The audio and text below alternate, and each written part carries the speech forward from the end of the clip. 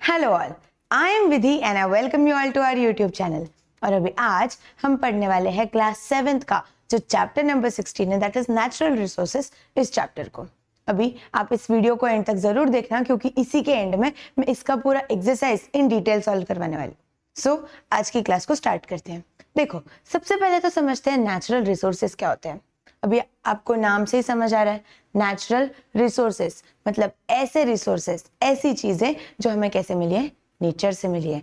जो चीजें हमें नेचर से मिलती है, जो रिसोर्सेज हमें नेचर से मिलते हैं, उनको नेचुरल रिसोर्सेज बोला जाता है। अभी इस पर्टिकुलर चैप्टर में हम लोग बहुत सारे नेचुरल रिसोर्सेज के बारे में पढ़ने वाले हैं कि नेचुरल रिसोर्सेज में जैसे सॉलिड रिसोर्सेज कुछ मिलते हैं, लिक्विड में कुछ मिलता है, गैसेस में कुछ मिलता है, इन सभी के बारे में। फिर उसके बाद में ये कैसे मिलते हैं, ये कैसे बनते हैं, वो सब हम पढ़ने वाले हैं। तो ये बहुत इंटरेस्टिंग सा चैप्टर होने वाला है। सो आज की क्लास को हम स्टार्ट करते हैं। देखो, सबसे पहली चीज तो क्या है, what is mean by natural resources. वही उन्होंने पूछा है, ऐसी चीजें जो हमें नेचर से मिलती है उनको नेचुरल रिसोर्सेज बोला जाता है। तो फिर उसके बाद में give some example of natural resources. कुछ नेचुरल रिसोर्सेज के एग्जांपल दे दो। जैसे आप लोग ले सकते हो कि कोल, पेट्रोल, डीजल, ये सब क्या है, ये सब हमें नेचर से मिलता है। Okay, so these are called as your natural resources. Definition समझते हैं क्या है। अभी यहाँ पे we get substances from nature, we get many substances, बहुत सारी चीजें मिलती है हमें नेचर से। They satisfy a variety of daily needs. ये क्या करते हैं, हमारी जो डेली की जो नीड्स है, हमारी जो जरूरतें हैं, उन सभी को पूरा करते हैं। Okay, soil, stones, minerals, air, water, plants and animals on the earth, all are the various kind of natural resources. ये जो भी चीजें अर्थ पे प्रेजेंट है, ये सभी क्या है, एक टाइप ऑफ नेचुरल रिसोर्सेज है। ओके, सो अभी what is meant by lithosphere. Lithosphere आप लोगों को पता है क्या होता है? देखो यहाँ पे दिया है, देखो, natural resources in the earth crust. Earth का जो क्रस्ट है उसके अंदर क्या क्या नेचुरल रिसोर्सेज है, वो अभी हम पढ़ने वाले हैं। देखो क्या है, the earth's lithosphere is made up of land and the hard crust beneath it. देखो, जो लिथोस्फीयर होता है वो क्या होता है, लैंड जो है, हमारे अर्थ पे जो लैंड है, दैट एंड अर्थ के अंडर जो हार्ड क्रस्ट है, वो दोनों चीजों मिला के क्या बनता है, लिथोस्फीयर बनता है। Okay, the lithosphere is not a homogeneous but is made up of many types of rock. ये कैसे बनता है, होमोजीनियस नहीं है, मतलब सेम टाइप ऑफ रॉक से नहीं बना है, ये बहुत सारे अलग अलग लेवल्स ऑफ रॉक से बना है। जैसे जैसे आप नीचे नीचे जाते हो तो आपको अलग अलग लेवल्स ऑफ रॉक्स मिलते हैं, जिसके बारे में आई थिंक आप लोग 9th या 10th में तो और डिटेल में पढ़ने ही वाले हो। ओके, फिर उसके बाद में many types of rocks. Resources in the earth's crust include minerals, ores, mineral oil and other fuels, rocks, water, element, etc. ये सारी चीजें होती है, कहाँ पे होती है, इन दिस रिसोर्सेस। मतलब ये जो अर्थ का जो क्रस्ट होता है उसके अंडर ये बहुत सारी चीजें होती है, मिनरल्स होता है, रॉक्स होते हैं, फिर उसके बाद में ओर्स, फॉसिल फ्यूल्स, ये सब कुछ। ओके, सो अभी इस पर्टिकुलर चैप्टर में हम इन सभी के बारे में पढ़ने वाले हैं कि मिनरल्स, ओर्स क्या होते हैं, फॉसिल फ्यूल्स क्या होते हैं, फिर उसके बाद में रॉक्स के बारे में कुछ पढ़ने वाले हैं। सो अभी मिनरल्स एंड ओर्स के बारे में समझते हैं। क्या दिया हुआ है, देखो, minerals has an important role among natural resources. जितने भी अलग अलग नेचुरल रिसोर्सेज हैं, उन सब में सबसे ज्यादा एक अच्छा सा मतलब बहुत इंपॉर्टेंट रोल कौन प्ले करता है, minerals and ores. So minerals क्या है, minerals are formed by various processes taking place in the environment. कैसे बनते हैं मिनरल्स, बहुत सारी प्रोसेसेस होती है एनवायरनमेंट में और उसकी वजह से ये मिनरल्स बनते हैं। The rock on the earth are mainly made of minerals. जो हमारा अर्थ है उसके ऊपर जो रॉक्स है वो कैसे बने हैं, वो सभी बने हैं मिनरल्स से। They are mainly made up of minerals. Okay, these minerals can be obtained by mining. ये मिनरल्स कैसे मिलते हैं, तो माइनिंग करके। माइनिंग करके मतलब क्या, खुदाई करके ये मिनरल्स मिलते हैं। अर्थ क्रस्ट के अंदर होते हैं। अभी डीप इनसाइड अगर अर्थ है तो हमें क्या करना पड़ेगा, उसको खोदना पड़ेगा ना, तो वही उसको बोलते हैं mining, the process of extracting minerals. फिर उसके बाद में देखो, only a few metals like for example gold, silver, copper, platinum and bismuth occur in the free state in nature. देखो, बहुत सारे मेटल्स जो होते हैं ना, मतलब ऑलमोस्ट सारे ही मेटल्स क्या होता है, कंबाइंड स्टेट में प्रेजेंट होते हैं। मतलब वो किसी के साथ कंबाइन होके वो प्रेजेंट होते हैं। लेकिन कुछ मेटल्स जैसे कि गोल्ड, सिल्वर, प्लैटिनम वगैरह, ये जो भी है, कॉपर, बिस्मथ, ये सब क्या है, ये सब आपको फ्री स्टेट में मिलेंगे। सिर्फ इतने 5-6 ही मेटल्स हैं जो आप लोगों को फ्री स्टेट में मिलते हैं, मतलब किसी के साथ कंबाइन नहीं होते हैं। Okay, a majority of metal occur in the form of compounds. 99% of जो मेटल्स है वो क्या है, कंपाउंड्स के फॉर्म में प्रेजेंट होते हैं। वही दिया हुआ है यहाँ पे, minerals that contain a high proportion of metal are called as ores. देखो ओर्स की डेफिनेशन समझो। ओर्स मतलब क्या होते हैं, ऐसे मिनरल्स। ओर्स मतलब क्या होते हैं, ऐसे मिनरल्स जिसके अंदर हाई अमाउंट ऑफ मेटल है। ओके, ऐसे मिनरल्स जिनके अंदर बहुत ज्यादा अमाउंट ऑफ मेटल है उनको बोला जाता है ओर्स। वही दिया हुआ है। It is economical to obtain metals from ores. और क्यों, देखो ये जो ओर्स होते हैं ना, इससे आपको मेटल्स एक्सट्रैक्ट करना ये थोड़ा सा इकोनॉमिकल है, मतलब फाइनेंशियली इजी हो जाता है, थोड़ा सस्ता पड़ता है। अगर हम बोलते हैं ना ऐसे कि अगर हमने देखो ओर है, उसके अंदर क्या है, बहुत सारा मेटल है, तो जब आप ओर को एक्सट्रैक्ट करते हो, उसका क्लीनिंग करते हो, उसका रिफाइनिंग करते हो, तो आपको क्या होगा, बहुत ज्यादा अमाउंट ऑफ मेटल, छोटे से तो कम मेहनत करके ज्यादा मेटल मिलेगा। वैसे यहाँ पे दिया हुआ है, मतलब देखो the properties of minerals become clear from their length, from their characteristics, color, hardness, shape, length, cleavage और fracture and stretch।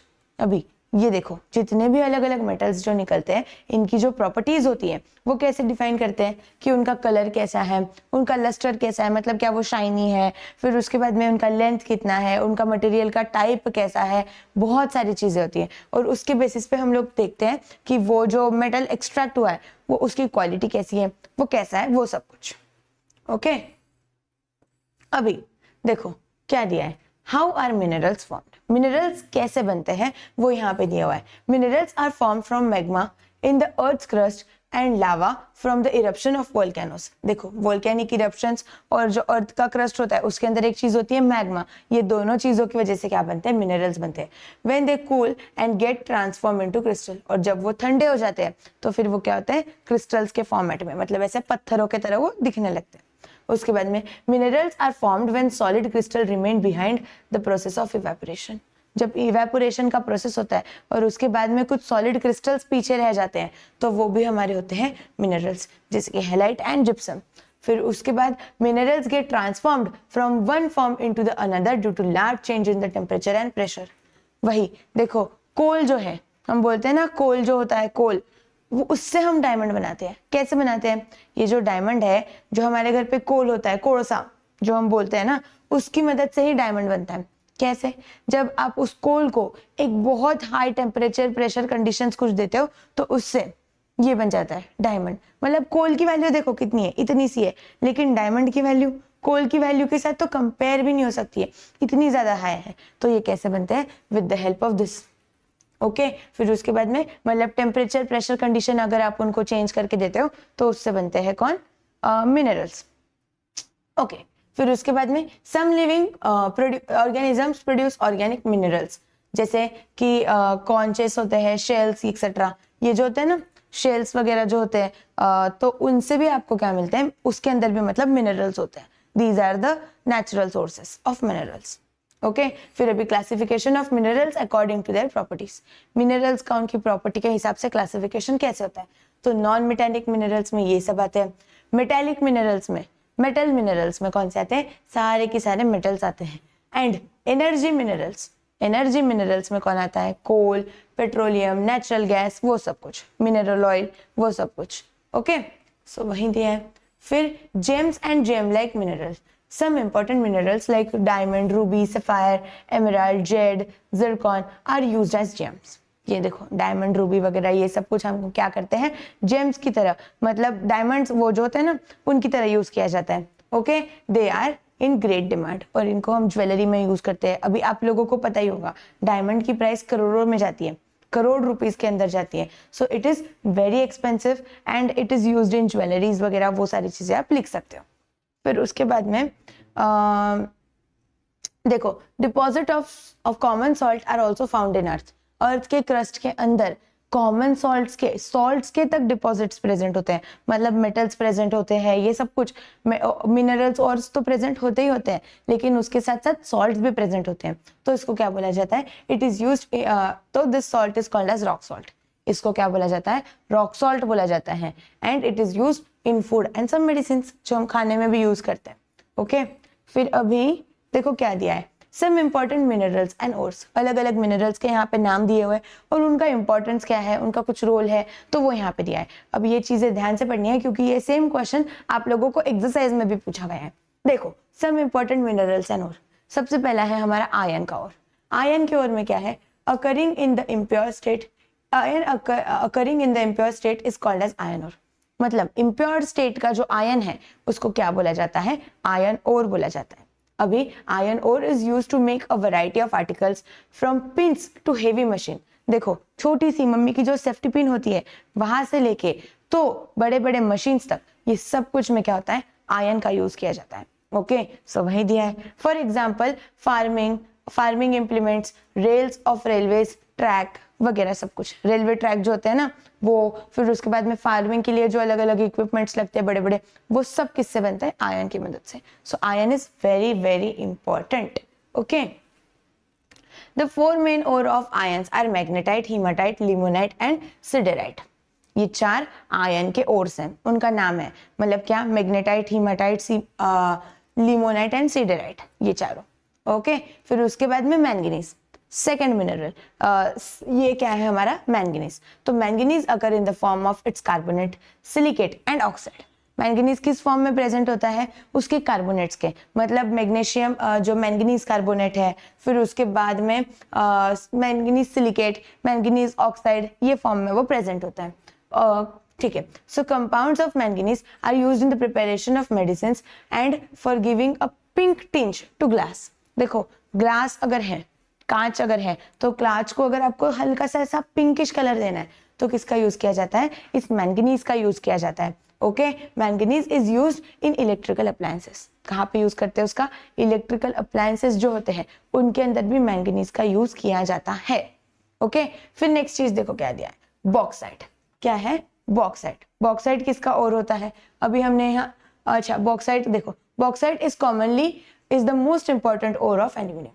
बॉक्साइट किसका और होता है? एल्यूमिनियम का। हम यूज करते हैं ना वायर्स वगैरह में, जो एल्यूमिनियम यूज किया जाता है वो किससे मिलता है? बॉक्साइट, उसके ओर से। अभी इट कंटेन्स 55% तक एल्यूमिनियम। बॉक्साइट के अंदर 55% तक क्या है? एल्यूमिनियम है। Okay, so bauxite consist mainly of aluminium oxide. तो उसका मेन कंस्टिट्यूएंट कौन हो गया? एल्यूमिनियम ऑक्साइड हो गया। Aluminium is a very good conductor of electricity and heat. वो क्या है? एक बहुत अच्छा conductor of heat and electricity है। कौन? Aluminium. Okay, so its density is low. उसकी डेंसिटी क्या होती है? कम होती है। फिर उसके बाद में therefore it is used mainly in aeroplanes. कहाँ पे यूज करते हैं? उसका एरोप्लेन्स बनाने में, क्योंकि एरोप्लेन्स बनाने में मेटल जो है वो टफ चाहिए, लेकिन उसकी डेंसिटी जो है वो क्या होनी चाहिए? कम होनी चाहिए, तो इसकी वजह से वो उड़ सकता है अच्छे से। तो एरोप्लेन्स बनाने में एल्यूमिनियम का यूज किया जाता है। फिर उसके बाद में transport vehicles and to make electrical wires. मैंने आप लोगों को स्टार्टिंग में बताया, इलेक्ट्रिकल वायर्स के अंदर भी हम इसका यूज करते हैं। किसका? एल्यूमिनियम का। नेक्स्ट चीज देखो क्या, नेक्स्ट चीज है हमारा कॉपर। कॉपर क्या होता है? सो copper is found in the impure state in the vicinity of iron and other minerals. Copper कहाँ पे मिलता है? देखो, इन द इम्प्योर स्टेट में मिलता है सबसे पहले तो, और किसके साथ? आयरन और अदर मिनरल्स के साथ वो आप लोगों को मिल जाता है। कौन? Copper. Copper is a very good conductor of electricity. वही मैंने आप लोगों को बताया, कॉपर क्या है? एक बहुत गुड कंडक्टर ऑफ इलेक्ट्रिसिटी है। तो इसकी जो ये जो मेटल है, इसकी मदद से हम क्या बनाते हैं? कॉपर के इलेक्ट्रिसिटी के वायर्स। जो हम इलेक्ट्रिकल वायर्स यूज करते हैं ना, वो एक तो एल्यूमिनियम के होते हैं या फिर कॉपर के होते हैं। So therefore it is used to make electrical wires as well as in the radios, telephones, फिर vehicles and for making kitchen utensils and statues. इन सभी में इसका यूज किया जाता है। ओके, फिर उसके बाद में माइका। तो यहाँ पे देखो क्या है, it is a bad conductor of electricity. वो क्या है? एक बहुत बैड कंडक्टर ऑफ इलेक्ट्रिसिटी है, मतलब वो इलेक्ट्रिसिटी को कंडक्ट नहीं करता, उसके अंदर से इलेक्ट्रिसिटी पास नहीं हो सकती है। Okay, it's value depends on the thickness of its layer. वो कितना लेयर, उसकी लेयर्स कितनी थिक है, उसके ऊपर उसकी वैल्यू डिसाइड होती है। It has many uses as in Ayurvedic medicines, dyes, electric machines and equipments, wireless communication equipments etc. इसका कहाँ कहाँ पे यूज है? तो इसका यूज है मेडिसिन बनाने में, डाइज बनाने में मतलब कलर्स बनाने में, फिर उसके बाद में मशीन्स, इलेक्ट्रिकल मशीन्स के अंदर, वायरलेस कम्युनिकेशन के अंदर, बहुत सारी चीजों के अंदर इसका यूज है. ओके, अभी हम क्या पढ़ने वाले हैं? फ्यूल्स के बारे में. क्या? फ्यूल्स. तो फ्यूल्स मतलब क्या? ऐसी चीजें जो हम बर्न करने के लिए, मतलब जिससे हमें क्या होगा? हीट मिलेगी या फिर आप उसको बर्न करके आपको दूसरे फॉर्म ऑफ एनर्जी मिलेगी. जैसे कि देखो, what is mean by fuels? So देखो क्या है, various substances are used in our day to day life for generating energy. मैंने आप लोगों को बताया ना, ऐसे सब्सटेंसेस जिसकी मदद से हम क्या करते हैं, एक दूसरी फॉर्म ऑफ एनर्जी जनरेट करते हैं, उनको बोला जाता है फ्यूल्स. देखो, these substances are called as fuels. इनको फ्यूल्स बोलते हैं. Fuels are found in the solid, liquid और गैसियस स्टेट. इनके 3 स्टेट होते हैं. कौन से होते हैं? Solid state, liquid state and gaseous state. ये तीनों चीजें आप लोगों को याद रखनी है. एक्सरसाइज में इसके बेसिस पे भी एक क्वेश्चन पूछा गया है. ओके, सो देखो क्या दिया हुआ है. कोल. सबसे पहले हम कोल के बारे में पढ़ने वाले हैं. सो मिलियंस ऑफ ईयर्स अगो, लाखों करोड़ों साल पहले, लाखों साल पहले हम बोल सकते हैं, forests got buried underground as a result of certain natural event. कुछ नेचुरल इवेंट्स हुए और उसकी वजह से जो फॉरेस्ट्स हैं वो क्या हो गए? अंडरग्राउंड चले गए, मतलब बरी हो गए, डीप इनसाइड द अर्थ. जो हमारा लेयर था फॉरेस्ट का, वो पूरा की पूरा धरती के अंदर चले गया. अभी layers of soil kept getting deposited over them. और क्या हुआ? उसके ऊपर सॉइल जो है उसके लेयर्स जाते गए. फॉरेस्ट था, फॉरेस्ट अंदर चले गया जमीन के, तो वो नीचे चले गया और उसके ऊपर क्या हो गया? सॉइल के लेयर्स जाते गए. इस तरीके से. Okay, the very high pressure from above and the heat from the earth interior slowly transform the buried plants into fuel. और ये सभी की वजह से क्या हुआ? हीट, टेम्परेचर, बहुत सारी अलग अलग कंडीशंस उसके ऊपर गई और उसकी वजह से ये जो है ये जो हमारे प्लांट्स जो थे वो क्या हो गए? फ्यूल्स में कन्वर्ट हो गए. ओके, अभी coal was then formed as the remains of this plants. तो कोल कैसे बना था? ये जो प्लांट्स हैं इनका जो रिमेन्स था, इनमें से जो चीजें बच गई थी उनसे क्या बने? कोल बना. फिर उसके बाद में that is why coal is said to be a fossil fuel. और इसी के लिए कोल को क्या बोला जाता है? एक फॉसिल फ्यूल बोला जाता है. क्यों? बिकॉज वो, और जो प्लांट्स थे, प्लांट्स अंदर चले गए, फिर उसके ऊपर सॉइल के लेयर्स बनते गए और फिर उसके रिमेन्स से क्या बना है? कोल बना है. तो इसको बोला जाता है एक फॉसिल फ्यूल. ओके, सो अभी ध्यान से पढ़ो क्या है. Coal is found in mines, peats, lignite, that is brown coal, bituminous coal, anthracite and anthracite are the various types of coal. ये क्या है? अलग अलग टाइप्स ऑफ कोल है. कौन से? वो कहाँ पे मिलता है? They are found in mines. कहाँ पे मिलता है? माइंस के अंदर. अभी उसके टाइप क्या क्या है? पीट, lignite, bituminous coil and anthracite. अभी इसके बारे में ना, मतलब इनका जो प्रॉपर कंपैरिजन है वो आप लोगों को क्लास 9th में है. 9th में आप ये सारा कंपैरिजन बहुत डिटेल में पढ़ने वाले हो. Okay, so anthracite is the coal of highest grade. सबसे अच्छा होता है एंथ्रासाइट और सबसे खराब होता है पीट. ये दोनों चीजें आप लोगों को बस ध्यान में रखनी है. Coal is in a way a store house of carbon. Coal क्या है? It is a store house of carbon. Carbon एक एलिमेंट होता है और उसमें वो सबसे ज्यादा कहाँ पे मिलता है? मतलब इट इज फाउंड इन कोल. ये आप ध्यान रख सकते हो. फिर उसके बाद में it is burned to obtain heat energy. फिर ये जो कोल है इसको क्या करते हैं? बर्न करते हैं, फिर इससे हीट एनर्जी जनरेट करते हैं और इसी की मदद से आप इसको बर्न करके इलेक्ट्रिसिटी भी जनरेट कर सकते हो, इलेक्ट्रिकल एनर्जी भी जनरेट कर सकते हो. ये बहुत इंटरेस्टिंग चीजें हैं जो आप लोग 9th 10th में आगे पढ़ने वाले हो इन डिटेल सब कुछ. So coal is used as a fuel. तो कोल को क्या किया जाता है? एक फ्यूल की तरह यूज किया जाता है. It is used as a fuel in thermal power plants as well as to run boilers and railway engines. कहाँ कहाँ पे यूज किया जाता है? थर्मल पावर प्लांट्स में. अभी थर्मल पावर प्लांट्स मतलब क्या होता है? ऐसी जगह जहाँ पे हीट की मदद से आप इलेक्ट्रिसिटी बनाते हो. तो वहां पे क्या होता है? देखो, ये जो कोल वगैरह है इसको वो बर्न करते हैं, फिर उसकी मदद से वो क्या करते हैं? टर्बाइंस होते हैं उनको रोटेट करते हैं उस हीट की मदद से. एंड देन वो जो टर्बाइंस जो रोटेट हो रहे हैं उसकी वजह से इलेक्ट्रिसिटी प्रोड्यूस होती है. तो यहाँ पे ये सारी चीजें होती है थर्मल पावर प्लांट में, जो मैंने आप लोगों को भी बताया. 10th में आप डिटेल में पढ़ोगे इसको. फिर उसके बाद में बॉयलर्स वगैरह में या फिर रेलवे इंजन जो है उनको चलाने के लिए भी कोल का यूज किया जाता है. Okay, so coal is also used as a fuel for cooking and baking tricks in kiln on a large scale. जो ब्रिक्स होती है, जैसे हम जिसको हम विटकर बोलते हैं मराठी में, जिससे घर वगैरह बनाते हैं, तो वो बनाने के लिए भी कोल को बर्न किया जाता है. फिर उससे बहुत ज्यादा अमाउंट ऑफ हीट प्रोड्यूस होती है और फिर उससे ये बनता है ऐसे. Okay, the gaseous fuels producer gas and water gas are obtained from coal. ये बहुत अलग अलग टाइप्स ऑफ गैसेस है, जैसे कि gaseous fuels, producer gas, water gas, ये जो है ये भी किससे बनते हैं? कोल से बनते हैं, जो मैं आप लोगों को क्लास 9th में पढ़ाऊंगी.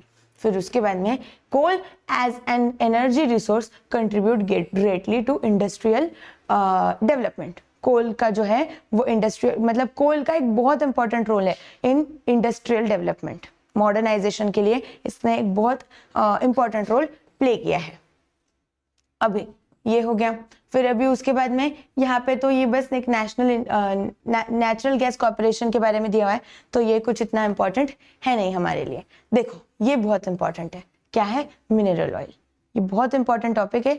देखो क्या दिया है. Mineral oil is the liquid fuel formed by decomposition of organic substances buried underground. ये क्या है? Mineral oil. अभी हमने पढ़ा कोल क्या है? It is a solid thing. तो यही सेम चीज, जब ये प्लांट्स वगैरह बरी हुए, जो भी हुआ सब कुछ प्रोसेस, तो उसके साथ साथ लिक्विड चीजें भी कुछ बनी. जैसे सॉलिड चीजें बनी तो वो तो हो गया कोल, लेकिन जो लिक्विड चीजें बनी उनको क्या बोला जाता है? Mineral oil. फिर से पढ़ो डेफिनेशन क्या है. Mineral oil is the liquid fuel. It is a liquid fuel formed by the decomposition of organic substances buried underground. जैसे कि प्लांट्स, एनिमल्स जो थे उनकी वजह से. Millions of years ago bodies of dead sea organisms sank to the bottom of the sea. अभी फिर से बहुत साल पहले क्या हुआ था? जो ये है समुद्र जो है, सी जो है, उसमें जो लिविंग ऑर्गेनिजम्स थे तो उनकी वो क्या हो गए? वो डीप इनसाइड द सी वो भी बरी हो गए. Okay, so layers of the soil and sand collected on them. फिर उसके ऊपर फिर से सॉइल, लैंड वगैरह के लेयर्स बनते गए और due to the high pressure and temperature the remains of the dead organisms were transferred into mineral soil.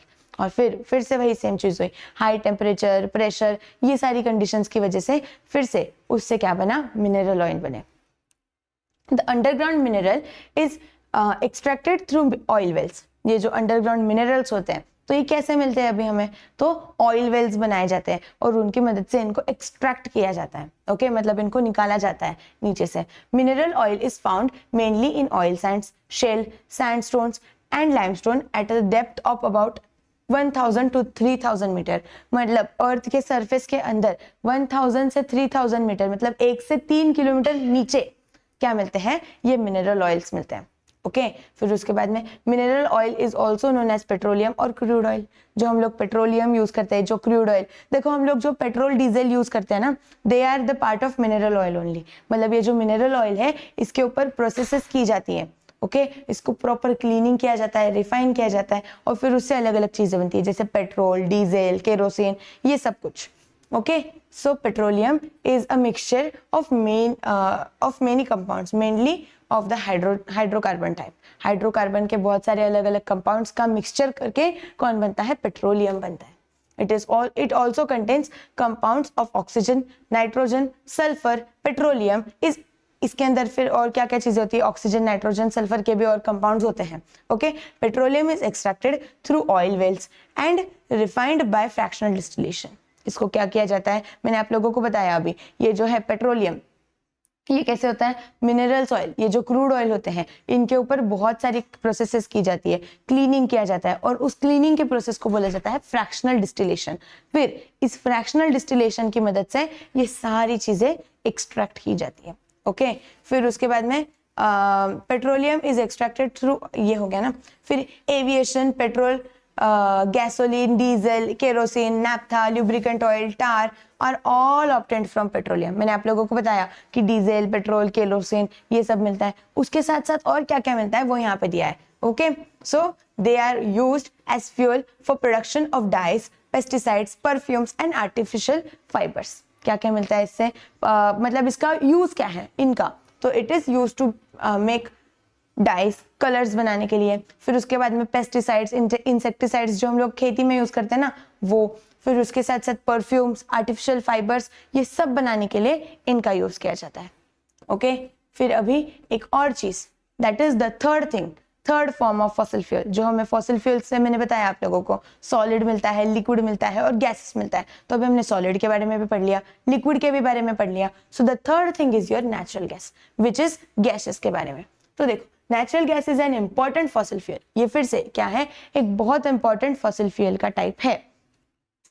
It is found associated with petroleum in underground oil wells. देखो ये कहाँ पे मिलता है, अभी ऑयल वेल्स जो होती है उनके साथ साथ जहाँ पे ऑयल निकलता है वहीं पे गैसेस भी निकलते हैं, और ये जो गैसेस होते हैं ये होते हैं आपके नेचुरल गैसेस।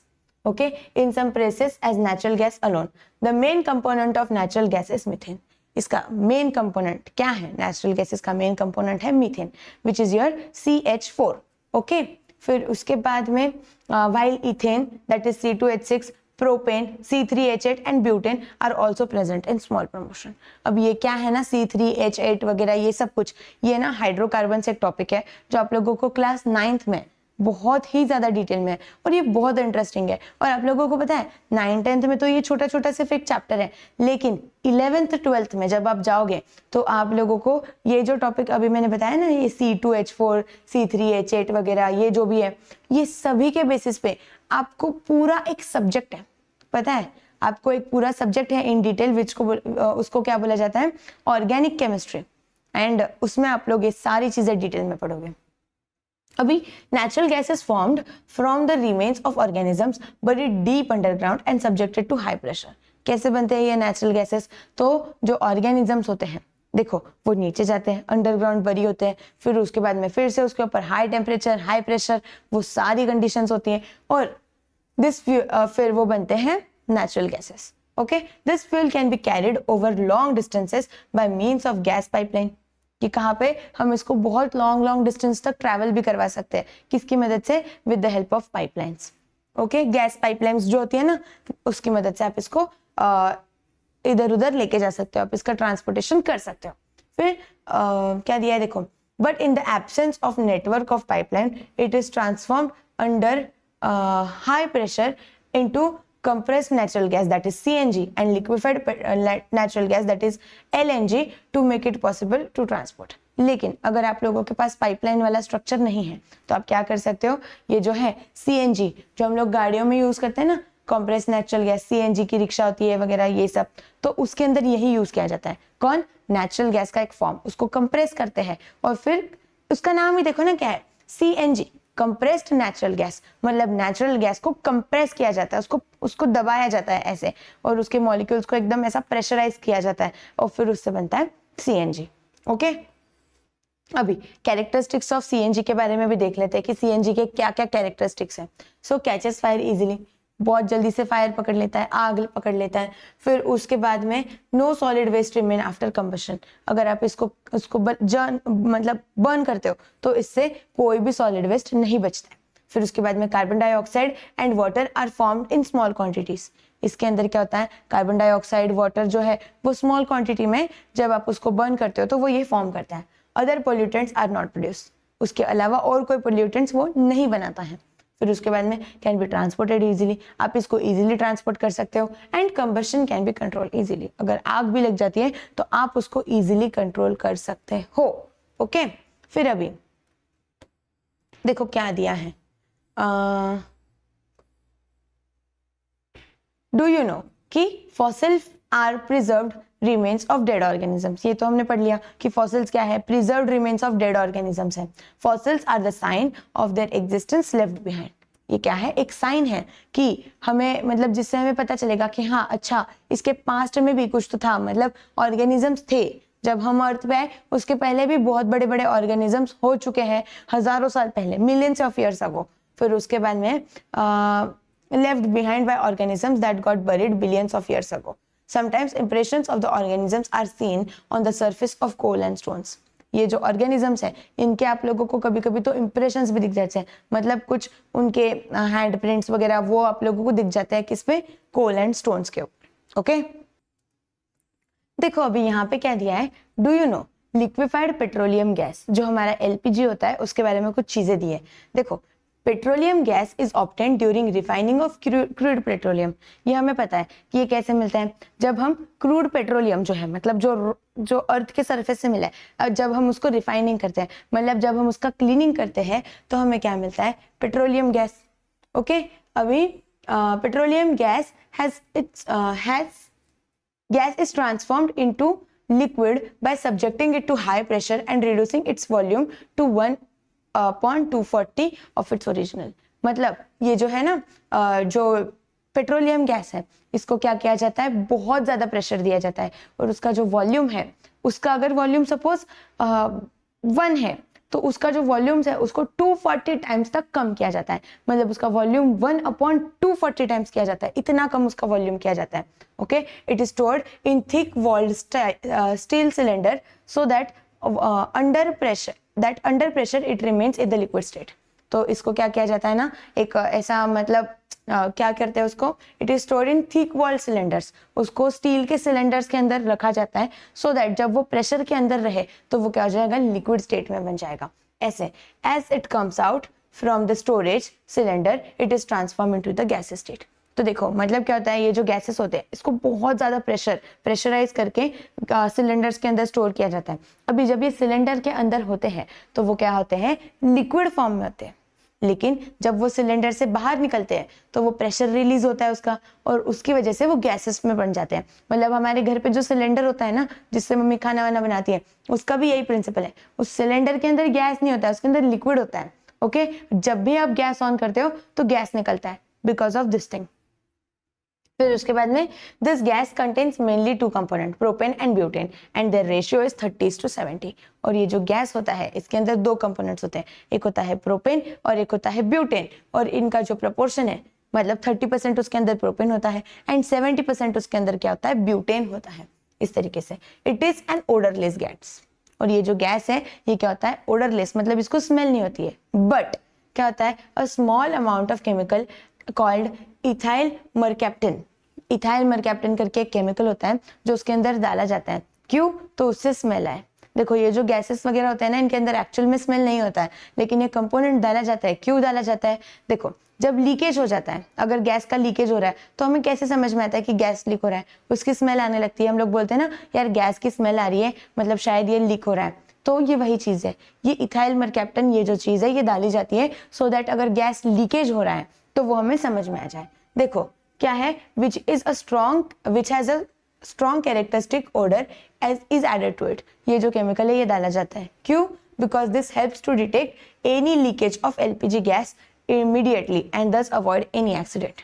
तो ये क्या करता है, गैस के लीकेज को डिटेक्ट करता है, और अगर कुछ एक्सीडेंट हो सकते थे उसकी वजह से तो उनको कंट्रोल में लाने का काम करता है।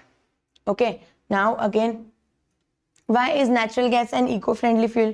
बताओ, बता सकते हो आप। अभी हमने पढ़ा था नेचुरल गैसेस क्या होते हैं, जब वो बर्न होते हैं तो वो ज्यादा वेस्ट प्रोडक्ट नहीं रिलीज करते, जैसे वो सिर्फ क्या रिलीज करते हैं, हमने यहाँ पे पढ़ा, देखो सीएनजी के बारे में जो हमने पढ़ा, CNG is also natural gas. तो other pollutants are not produce, जब भी वो बर्न होता है तो सिर्फ वो कार्बन डाइऑक्साइड एंड वाटर बनाता है और अलग अलग प्रोडक्ट्स नहीं बनाता है। उसके अलावा ना वो कोई रेसिड्यू रखता है, जैसे अब अगर कोल को बर्न करते हो तो क्या हो जाता है, उसके जो टुकड़े हैं एंड में वो बच जाते हैं, लेकिन जब आप किसी गैस को बर्न करते हो तो क्या बर्न मतलब कुछ रेसिड्यू भी नहीं रखता है, वैसे वाला। फिर उसको इजीली ट्रांसपोर्ट भी कर सकते हैं, तो इसकी वजह से इसको एक इको फ्रेंडली फ्यूल बोला जाता है। The demand of fuel has increase greatly due to rapidly growing population but the reserves of fuel are limited. देखो अभी वही चीज है, जैसे हमारी पॉपुलेशन बढ़ते जा रही है, क्या हो रहा है कि इनका जो यूज है, ये जो फ्यूल्स है, इनका भी यूज बढ़ते जा रहा है। अभी आप लोग ही देखो, सबसे पहले आप कभी अपने मम्मी पापा दादा दादी को पूछना, उनके पास ना सिर्फ घर में, पूरे घर में एक ही गाड़ी हुआ करती थी या फिर होती भी नहीं थी। ओके, लेकिन अभी आज की डेट में घर में कम से कम 2 से 3 गाड़ियां होती है, 2 व्हीलर ही 2 से 3 हो जाती है, फिर एक 4 व्हीलर होती है, पहले तो 4 व्हीलर थी ही नहीं। तो जैसे जैसे पॉपुलेशन बढ़ी वैसे वैसे क्या हुआ, गाड़ियां बढ़ने लगी तो पेट्रोल डीजल की गाड़ियां हैं तो उनका यूज बढ़ने लगा। मतलब ये कैसे बन रहे हैं, फॉसिल फ्यूल्स से बन रहे हैं। तो जैसे ही हमारी पॉपुलेशन बढ़ते गई ये सभी चीजों का यूज भी कैसे हुआ, बढ़ते गया। Okay, so it is becoming difficult to meet the increase demand, और इसकी वजह से जो हमारी जो जितनी डिमांड है लोगों की वो फुलफिल करना थोड़ा सा मुश्किल हो रहा है। The likelihood of these reserves getting exhaust is known as energy crisis. और there are chances, बहुत ज़्यादा चांसेस है कि ये जो रिसोर्सेस है ये खत्म हो जाएंगे। इसी के लिए तो लोग ईवी बना रहे हैं ना अभी, इलेक्ट्रिक व्हीकल्स। इलेक्ट्रिक व्हीकल्स का क्यों यूज़ है? क्योंकि उसके अंदर पेट्रोल नहीं है, डीजल नहीं है, ये इनका यूज़ नहीं है। तो इसकी वजह से क्या हो रहा है, पेट्रोल डीजल का जो अभी हम पढ़ने वाले हैं, हम जो यहाँ पे पढ़ रहे हैं ना, तो अराउंड अगले 15-20 साल के अंदर ऐसे लगता है कि सारे पेट्रोल डीजल सब कुछ खत्म हो जाएगा। तब अगर सब चीज़ें खत्म हो गई तो फिर हम गाड़ी कैसे चलाएंगे? तो हम तब गाड़ी चलाएंगे with the help of electricity, EVs बना के। फिर उसके बाद में और अलग अलग बहुत सारी टेक्नोलॉजीज आ रही है, जैसे हाइड्रोजन फ्यूल, इथेनॉल फ्यूल वगैरह, बहुत अलग अलग चीज़ें आ रही है। और ये सब इसी के लिए आ रही है क्योंकि ये जो है petrol, diesel, crude oil, petroleum, ये सब कुछ क्या होने वाला है, खत्म होने वाला है एक टाइम के बाद।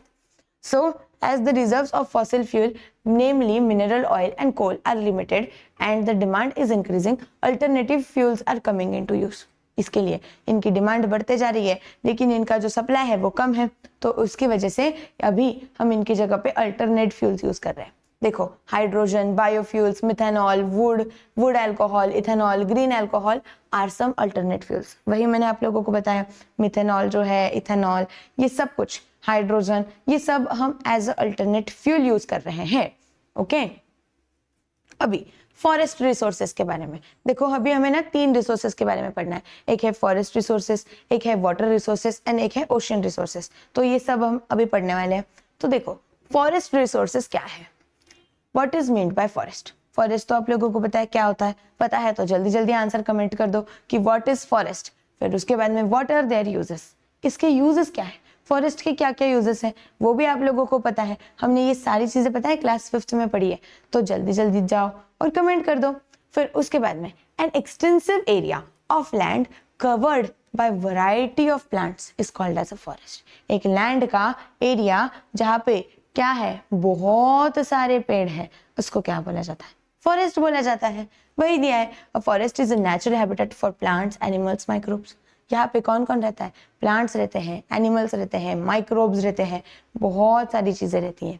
Okay, about 30% of the total land of the world is covered by forest. हमारे दुनिया में जितनी भी लैंड है उसमें से 30% लैंड क्या है, फॉरेस्ट है। 30% ऑफ लैंड फॉरेस्ट है। Okay, so forest performs certain specific protective and productive function. ये जो फॉरेस्ट है इसके कुछ प्रोटेक्टिव, मतलब प्रोटेक्शन वाइज भी आप देख सकते हो एंड प्रोडक्शन वाइज भी देख सकते हो, ऐसे 2 इसके बहुत इंपॉर्टेंट यूजेस है। Okay, so protective functions of forest. Forest के जो प्रोटेक्टिव फंक्शंस है, मतलब प्रोटेक्शन के हिसाब से फॉरेस्ट कैसे मदद करता है, वो यहाँ पे दिया हुआ है। देखो क्या है, to reduce the velocity of water flowing over the land, right. अगर फॉरेस्ट है तो फॉरेस्ट में क्या है, प्लांट्स है। प्लांट्स के रूट्स क्या करते हैं, सॉइल को पकड़ के रखते हैं। ओके, और पानी जो है उसको एब्जॉर्ब करते हैं। तो जब अगर फॉरेस्ट नहीं रहेंगे तो क्या होगा, जो पानी है, देखो पानी जो है वो जमीन पे जब आ रहा है तो क्या हो रहा है, फॉरेस्ट उसके रूट्स जो है वो उस पानी को एब्जॉर्ब कर रहे हैं या फिर सॉइल को वो होल्ड कर रहे हैं जिसके अंदर वो एब्जॉर्ब हो रहा है। अगर फॉरेस्ट ही नहीं रहेंगे तो क्या होगा, ये जो पानी है ये सीधा अर्थ पे आएगा, लैंड पे आएगा और ये बहुत ज्यादा डैमेज कॉज कर सकता है। फिर उसके बाद में to prevent soil erosion, obviously soil erosion prevention के लिए। फिर उसके बाद में to help percolation of water into the ground, ground के अंदर पानी का जाना। पर्कोलेशन ऑफ वाटर मतलब क्या, जो हमारी जमीन है उसके अंदर पानी के एब्जॉर्प्शन के लिए भी कौन मदद करता है, फॉरेस्ट मदद करता है। To control flood, flood control करने के लिए मैंने आप लोगों को वही बोला, अगर प्लांट्स के रूट्स जो है वो सॉइल को पकड़ के रखते हैं और फिर उसमें पानी चले जाता है, अगर वो सब कुछ नहीं रहा तो क्या होगा, वो पानी सीधा की सीधा जमीन पे आएगा और फ्लड्स आने के चांसेस हैं। Okay, to reduce rate of evaporation, evaporation का रेट बढ़ाता है, कम करता है। फिर उसके बाद में to protect wild life, wild life को प्रोटेक्शन, मतलब जो जंगल में रहने वाले प्राणी वगैरह है उन सभी को प्रोटेक्शन के लिए भी फॉरेस्ट हेल्प करता है। फिर उसके बाद में to maintain the balance of atmospheric gases, forest क्या करता है, सबसे इंपॉर्टेंट चीज, एटमॉस्फेरिक गैसेस जो है उनका बैलेंस मेंटेन करने के लिए हेल्प करता है। अगर फॉरेस्ट नहीं रहेंगे तो देखो क्या होता है, पेड़ क्या करता है, हमें पता है कि पेड़ जो कार्बन डाइऑक्साइड गैस है उसको एब्जॉर्ब करता है और ऑक्सीजन गैस को रिलीज करता है। अभी हम जो व्हीकल्स वगैरह यूज कर रहे हैं उनसे क्या हो रहा है, कार्बन डाइऑक्साइड गैस बन रहा है। अब ये जो कार्बन डाइऑक्साइड गैस है ये प्लांट्स एब्जॉर्ब कर लेते हैं और वो हमें ऑक्सीजन गैस देते हैं जो हमारे जिंदा रहने के लिए इंपॉर्टेंट है। सो ये लाइफ साइकिल के लिए भी बहुत ज्यादा इंपॉर्टेंट है। कौन? Forest. Thus, forest help improve and maintain the quality of environment. Environment की जो क्वालिटी है उसको मेंटेन रखने के लिए फॉरेस्ट हेल्पफुल है। ओके, सो ये हो गया। फिर उसके बाद में प्रोडक्टिव फंक्शंस। अभी देखो फॉरेस्ट के अंदर ना बहुत अलग अलग टाइप ऑफ प्लांट्स होते हैं, जैसे कुछ मेडिसिन वाले प्लांट्स होते हैं, फिर उसके बाद में कुछ फ्रूट्स वगैरह देने के काम आते हैं। ऐसे अलग अलग जो प्लांट्स होते हैं इनके बारे में अभी हम थोड़ा सा पढ़ने वाले हैं। क्या है? देखो मेडिसिनल प्लांट्स तो अडुळसा करके आपने सुना रहेगा, अडुळसाचे पानं आपण बोलतो त्याला मराठीमध्ये, तो वो एक चीज, तो वो क्या है, कफ एंड कोल्ड। इसको मतलब अगर किसी को medicine use for the treatment of, अगर किसी को सर्दी खांसी हुई है, कफ कोल्ड हुआ है, तो वो क्या कर सकता है, अडुळसाची पानं ते खाऊ शकतात। फिर उसके बाद में बेल पत्र जो होता है that is use to cure diarrhoea. फिर उसके बाद में नीम से क्या होता है, अगर बुखार है या फिर सर्दी है तो वो क्योर करने के लिए हेल्प करता है। फिर उसके बाद में पेरीविंकल जो है वो कैंसर की ट्रीटमेंट के लिए यूज होता है। फिर उसके बाद सिनेमन डायरिया एंड न्योशिया जो है ना, मतलब उल्टी जैसे होना, डायरिया वगैरह, ये सारी चीजें, इसके लिए सिनेमन का यूज किया जाता है। And cinchona is use to cure malaria. ये सारी चीजें यहाँ पे दी हुई हैं। फिर उसके बाद में prepare a list of medicinal plants like ashwagandha, shatavari, amla, hirda, behada, tulsi and their uses. आप लोगों को ये काम करना है। ओके, अलग अलग जो मेडिसिनल प्लांट्स हैं वो आपके मम्मी को पूछना, कभी मम्मी को या फिर दादी को पूछना कि इनका क्या काम होता है बताओ, तो वो आप लोगों को बहुत डिटेल में सारी चीजें बताएंगे। ओके, अभी वुड, लकड़ा, उसका क्या काम है? तो देखो we get strong and durable wood as also firewood from trees like teak, mahogany, neem, Asia. फिर उसके बाद में सबाबुल, ये जो अलग अलग प्लांट्स हैं इनसे हमें क्या मिलते हैं, बहुत हाई क्वालिटी का वुड मिलता है। Okay, so would is used for making furniture. जो कहाँ पे यूज होता है? फर्नीचर के लिए यूज होता है। हमारे घर के अंदर जो होता है ना, टेबल्स वगैरह सब कुछ, वो किससे बनते हैं? वुड से ही बनते हैं, तो वो यहाँ से आता है ये वुड। फिर उसके बाद में farming implements and various other articles as well as in the construction work. बहुत सारी जगह पे इसका यूज है इन शॉर्ट वुड का। Okay, forest wealth includes fibres, papers, rubber gum, aromatic substances. We get fragrance essentials oil from lemon grass, vanilla, kewda, फिर vetiver, खस और ये सब। मतलब ये देखो आप लोगों को क्या मिल रहा है ना, ये जो प्लांट्स हैं, ये जो वुड्स हैं, इसकी मदद से आप पेपर से लेके तो बहुत सारी चीजें बना सकते हो, जैसे फ्रेग्रेंस के लिए कुछ सब्सटेंसेस बना सकते हो, सब कुछ। सैंडलवुड जो होता है, संतूर जिसको हम बोलते हैं, तो वो क्या है? Sandalwood and oil of eucalyptus are used for making soap. हम उससे सोप बनाते हैं। फिर उसके बाद में ये जो है कॉस्मेटिक, फिर उसके बाद में इंसेंस स्टिक, अगरबत्ती, कॉस्मेटिक का जो सामान होता है, मम्मी के पास जो परफ्यूम्स होते हैं, लिपस्टिक्स होती है, वो सब भी कैसे मिलती है?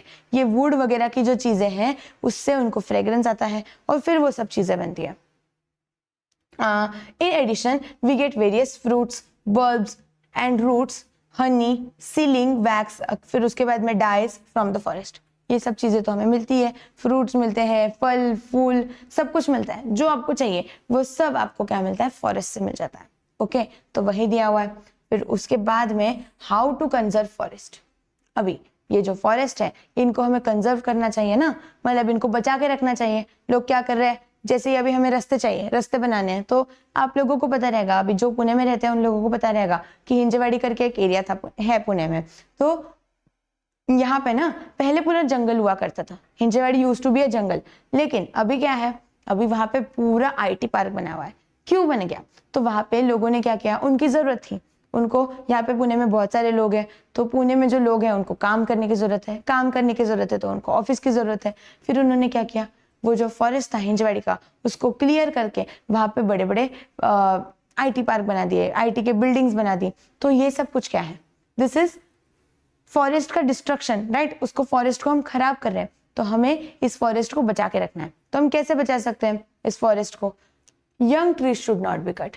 जो छोटे छोटे प्लांट्स हैं उनको आप कट मत करो। फिर उसके बाद में many more trees than are cut down should be planted and looked after. देखो आप लोग क्या करो, जो छोटे छोटे आप अभी है ना, ये एक बर्थडे रिचुअल बोल सकते हो आप मेरा। मैं क्या करती हूँ, हर बर्थडे पे एक प्लांट लगाती हूँ। अभी जब मैं छोटी थी तब मैंने कुछ, मैं 3rd 4th में रहूँगी तो तब मैंने क्या किया था ना, एक छोटा सा पेड़ लगाया था। मैंने और मेरे दादा ने मिलकर एक पेड़ लगाया था, किसका, आम का पेड़ लगाया था। अभी जब हम छोटे थे फिर हम ऐसे सोचते थे यार ये कब बड़ा होगा, ऐसे वैसे। फिर जैसे जैसे हम बड़े होते गए, पता है अभी मेरे दादा तो नहीं रहे, लेकिन अभी भी वो जो पेड़ है वो है। हर साल हमारे घर पे जो आम आते हैं उस पेड़ से आते हैं, तो इससे होता है ना कि एक बहुत अच्छी फीलिंग आती है, वही होता है। तो इसके लिए हमें क्या करना है, पेड़ लगाने हैं। जितना आप लगा पाओ उतने पेड़ लगाओ, ट्री प्लांटेशन करो। फिर उसके बाद में the stringent restrictions that is laws regulations regarding use of forest should be strictly followed। जो रूल्स बनते हैं फॉरेस्ट के यूज के हिसाब से कि मतलब प्लांट्स इतने एरिया के कट नहीं होने चाहिए या जो भी होना चाहिए, वो सारे के सारे रूल्स हमें फॉलो करने हैं। ओके, वो हो गया। फिर अभी second type of resources is your ocean resources. तो अभी हम ओशन रिसोर्सेस के बारे में पढ़ते हैं। क्या दिया हुआ है देखो, we have learned that ocean occupy a greater part of earth surface than land does, right? हमारा जो अर्थ का सरफेस है उसमें 70% क्या है, पानी है, और 30% लैंड है। तो ये जो 70% पानी है ये क्या है, ओशंस की वजह से है। ओशंस की वजह से बहुत, मतलब ये जो ओशंस है ये हमारे लैंड का एक बहुत बड़ा, अर्थ का एक बहुत बड़ा पार्ट कवर करते हैं। कौन, ओशंस। फिर उसके बाद में energy can be obtained on large scale from ocean. In oceans की मदद से भी आप बहुत ज्यादा अमाउंट में एनर्जी ऑब्टेन कर सकते हो। कैसे कर सकते हो, देखो, sea waves at high and low tides and ocean current are being used for generation of power.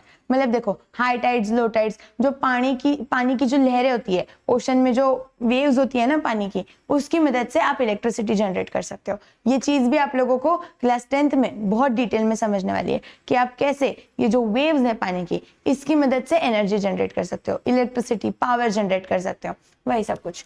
Last year we have learned something about this in geography. आपने इसको ज्योग्राफी में पढ़ा है क्या, मुझे पता नहीं, अगर पढ़ा है तो मुझे बताओ कि यस मैम हमने तो ये सब कुछ पढ़ा है ज्योग्राफी में, ऐसे वाला।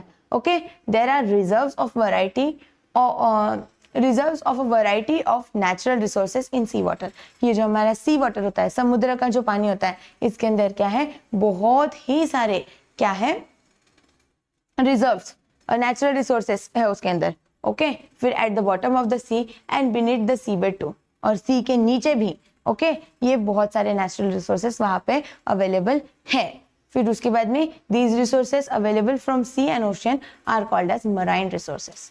इनको क्या बोला जाता है, मराइन रिसोर्सेस बोला जाता है। कौन, किसको, जो हमें सी एंड ओशियन से मिलते हैं उन रिसोर्सेस को। उसके अंदर क्या क्या हो सकता है, फिर उसके अंदर फिशेस हो सकती है, फिर उसके बाद में अभी शेल्स वगैरह हो सकते हैं, पर्ल हो सकता है, ऐसी बहुत सारी चीजें। Okay, so these are your marine resources. अभी mineral and bio resources from ocean. अभी हमने मराइन रिसोर्सेस के बारे में पढ़ा, तो मराइन रिसोर्सेस में क्या होता है, मिनरल्स होते हैं एंड बायो रिसोर्सेस, ऐसी दो चीजें होती हैं। तो मिनरल्स के बारे में पढ़ते हैं। देखो, are minerals to be found in seas and on the sea bed as the mineral found inside the earth. क्या ये दोनों, अर्थ के इनसाइड वाले जो मिनरल्स हैं और सी के इनसाइड वाले जो मिनरल्स हैं, क्या ये दोनों सेम है, ऐसे वो लोग पूछ रहे हैं। चेक करो और मुझे इसका आंसर कमेंट में बताओ। देखो, scientist believe that billions of tons of minerals are to be found dissolved in ocean water. Ocean का जो पानी होता है, समुद्र का जो पानी होता है, इसके अंदर बिलियंस ऑफ टन्स, मतलब बहुत ही ज्यादा अमाउंट में क्या प्रेजेंट है, मिनरल्स प्रेजेंट है। Okay, so there are very large reserves of tin, chromium, phosphate, copper, zinc, iron, lead, manganese, sulfur, uranium, etc. इतने सारे जो मेटल्स है ये कहाँ पे प्रेजेंट है, यहाँ पे प्रेजेंट है। कहाँ, सी के अंदर। Okay, so in the ocean and sea beds we get many types of gems, conches, shells, pearls. मैंने आप लोगों को बताया ना, फ्रॉम द सी, मैंने आप लोगों को बताया अभी मिनरल रिसोर्सेज के अंदर पर्ल में मैंने आपको बताया था कि फिशेस आती है, फिर उसके बाद में पर्ल्स मतलब जो मोती होते हैं वो भी आते हैं इस तरीके से। फिर उसके बाद में real pearls are even costlier than gold. और असली जो पर्ल है, एक असली मोती जो होता है वो गोल्ड से भी ज्यादा कॉस्टली होता है, और वो कहाँ पे मिलता है, इस सी के अंदर, इस ओशियन के अंदर। देखो ऐसे मिलता है, वो आप लोगों ने देखा रहेगा ना, ये वाला, इस तरीके का एक फोटो, ये वाला, okay, there are large reserves of mineral oil and natural gas at the bottom of the sea. ये जो सी है इसके बॉटम में बहुत ज्यादा रिजर्व्स है, किसके? Mineral oil and natural gas के। Okay, we avail of these by drilling oil and gas wells, और हम इसको एक्सट्रैक्ट कर सकते हैं ऑयल एंड गैस वेल्स की मदद से, इसको हम एक्सट्रैक्ट कर सकते हैं। फिर उसके बाद में देखो mineral resources from ocean and bio resources from ocean, इनका यहाँ पे डिफरेंस दिया हुआ है। तो मिनरल रिसोर्सेज में आप लोगों को क्या मिलता है? ओशियन से थोरियम मिलता है। थोरियम एक एटॉमिक मतलब एक न्यूक्लियर ये है एलिमेंट है, तो इससे ना आप लोग क्या कर सकते हो? बहुत ज्यादा अमाउंट में इलेक्ट्रिसिटी प्रोड्यूस कर सकते हो, हीट प्रोड्यूस कर सकते हो, रेडियो एक्टिव एलिमेंट है। ओके, फिर उसके बाद में magnesium used in the flash bulb of camera, जो हमारा कैमरा होता है उसका जो फ्लैश बल्ब होता है उसके अंदर क्या यूज किया जाता है? मैग्नीशियम यूज किया जाता है। फिर उसके बाद में potassium, the main ingredient in the production of soap, glass and fertilizer. Potassium से हम सोप बना सकते हैं, ग्लास बना सकते हैं, फर्टिलाइजर्स जो होते हैं जो खेत में हम लोग डालते हैं वो सब कुछ हम बना सकते हैं with the help of potassium. फिर sodium used in the production of cloth and paper, कपड़े और पेपर बनाने के लिए यूज होता है। And sulphate is used to make artificial silk. Okay, इन सभी का यूज यहाँ पे है। फिर उसके बाद में bio resources in ocean, ocean के अंदर जो बायो रिसोर्सेस है उनके बारे में पढ़ते हैं। देखो फिशेस लाइक फॉर्मरेट, फिर उसके बाद में seer fish as also shrimps and prawns, they are sources of proteins and vitamins, therefore mainly used in seafood। तो ये जो है ना ये सी फूड के अंदर यूज किया जाता है। कौन? फिशेस को, फिशेस। फिर उसके बाद में आप लोगों को पता रहेगा क्रैब्स होते हैं, अलग अलग टाइप की फिशेस होती है, वो सब कुछ, तो उसको हम फूड की तरह यूज करते हैं। फिर डाइड shrimps and Bombay duck powder use as a poultry feed and is a good manure. Dried shrimps जो है, फिर उसके बाद में जो ये जो पाउडर्स वगैरह जो मिलती है हमें ओशन से, वो हम पोल्ट्री फार्म में, मतलब जो ये होते हैं ना जो हमारी हेन्स होती है, कोंबड़ी वगैरह जिसको मराठी में बोलते हैं, तो उसको फीड करने के लिए उनके फार्म्स में उसको यूज किया जाता है, या फिर एक खत की तरह भी हम उसको यूज कर सकते हैं खेती के अंदर, good manure. Shells use for the preparation of medicine, ornaments and decorative articles, shell जो होते हैं वो। फिर उसके बाद में fungi use for the production of antibiotics, antibiotics भी बन सकती है किसकी मदद से? बायो रिसोर्सेस इन ओशन की मदद से। फिर उसके बाद में sharks and cod fish use for the production of edible oil rich in vitamin A, D and ई।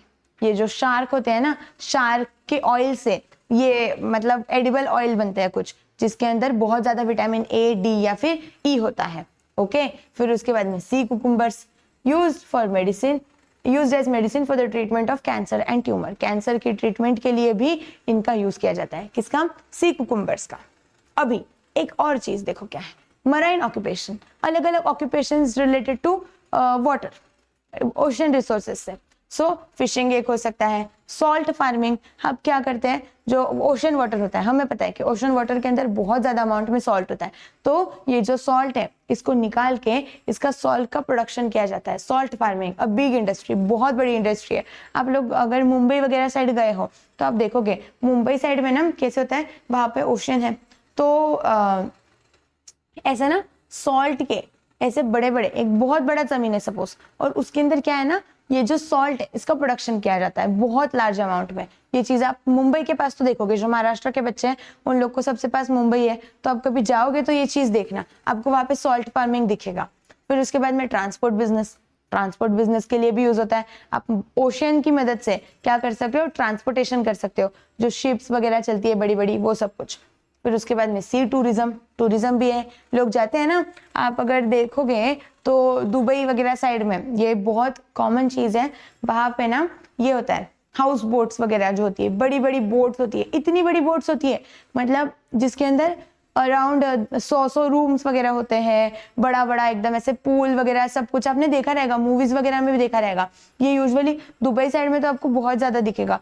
फिर उसके बाद में अगर आप यहाँ पे जाते हो, मुंबई भी जाते हो, तो आप जाते हो वहां पे वो जो है मरीन ड्राइव वगैरह है, उसके बाद में वो कुछ तो है यार, है एक जगह वहां पे भी क्या होता है ना, ऐसे मस्त बोटिंग वोटिंग सब कुछ। सी टूरिज्म बहुत ही ज्यादा एक अच्छी चीज है। ओके, वहां से भी आपको बहुत पैसा मिलता है।